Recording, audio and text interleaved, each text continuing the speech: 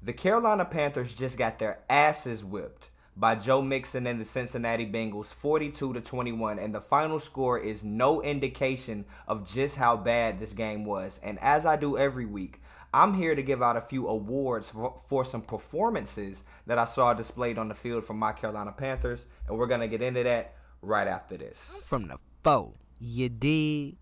I am Jamario Rashad. This is a Carolina Panthers and Charlotte Hornet fan channel. Please do me a favor by hitting the like button, and please make sure you subscribe to the channel as I bring you fire content each and every day. And now that that's out of the way, let's go ahead and dive into the topic of the video.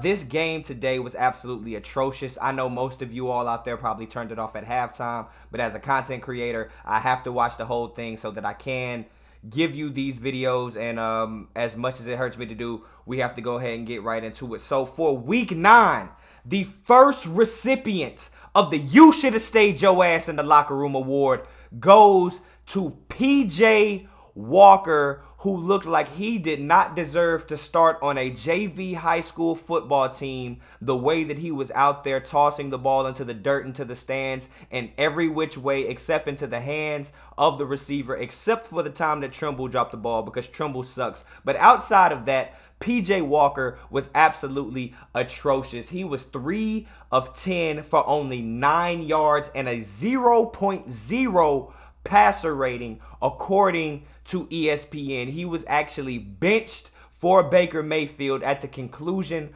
of the first half when we were in fact down 35-0 only 30 minutes into this football game, and PJ Walker went out there. He threw 2 interceptions and only 10 attempts. So he completed 3 passes to our players and 2 passes to the other team. So with that being said, PJ Walker, sir, you should have stayed your ass in the locker room, sir. Congratulations.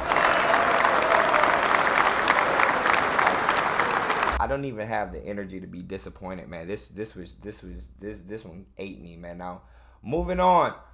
We have the entire defense. Yes, the entire Panthers defense this week receives the You Should Have Stayed Your Ass in the Locker Room award. 35 points allowed in the first half. We did not come up with any stops whatsoever. We had no answers for Mixon. We had no answers for Higgins. We had no answers for Boyd. Burrow was sitting back there having a cup of coffee, calling his girl, calling his mom, doing his taxes, all that stuff in the pocket before he was actually throwing the ball, and we could not get him on the ground but one time this entire game. In the first half, they put up 311 yards. 164 of those being passing and 147 of those being rushing touchdowns. I have been screaming at my TV all day to the point where I have started to lose my voice. 5 touchdowns in the first half. The entire defense should have stayed their ass in the locker room, sirs. Congratulations. Now, I know you always say on this next one, you just pointed out the entire defense. How can you point out one person? Because I'm tired of this person. And if you're a fan of the channel, you know that I just dropped a video about him. Yetur Gross-Matos. Sir, what are you on the field for? You contribute absolutely nothing when it comes to pass rushing, run defense, contain. You do nothing, sir. Mr. Yetur Weenie Hut Jr. Gross-Matos, sir. You should have stayed your ass in the locker room because you have no production on the field, sir. Congratulations.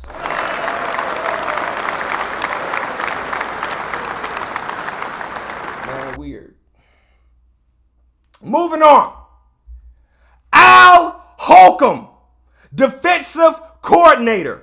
You should have stayed your ass in the locker room, sir, because why on earth would you not let J.C. Horn travel with Kyle Pitts? Oh, my God, not Kyle Pitts. That was last week. That was last week that you didn't travel with Kyle Pitts. He didn't travel with Higgins this week. He didn't follow Boyd. He was just out there just in a position, playing corner, not being the #1 lockdown, best passer rating defender in the league that we know that he can be. Al Holcomb, as a defensive coordinator, it is your job to coordinate to coordinate and instruct these players on what to be, sir. And now that J.C. Horn is not followed the #1 2 weeks in a row, sir, you now get this award 2 weeks in a row, sir. Al Holcomb, defensive coordinator, you should have stayed your ass at home, sir. Congratulations.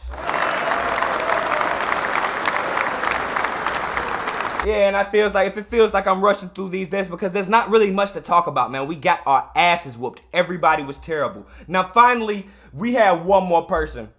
Head coach Steve Wilks. You should have stayed your ass in the locker room this week, sir.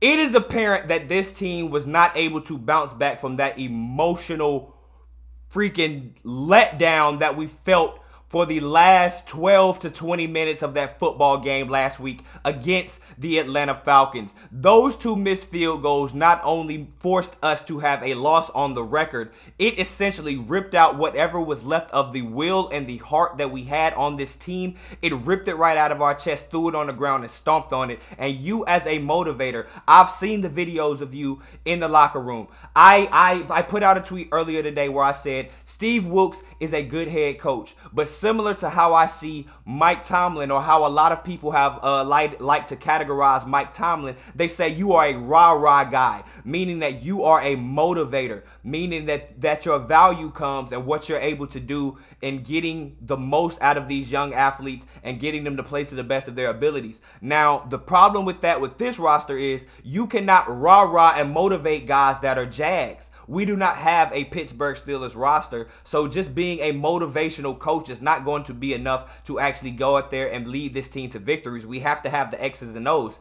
And up until this point, as much as it hurts me to say, Steve Wilks has not showed me that he is the biggest X's and O's guy. Now, I love a good motivator, but we need somebody that's actually able to go out there and help and scheme up and just, I guess, whether it's in conjunction with the offensive coordinator or whatever it is, man, we need to be able to get these guys motivated and willing and executing on the field as well as being motivated, because going out there with your chest poked out and then getting punched in the face, I'm pretty sure you feel really demoralized after that. So head coach Steve Wilks, sir, even though it pains me to say it, I have been rooting for you since you were elevated to the interim coach. Steve Wilks, you should have stayed your ass in the locker room, sir.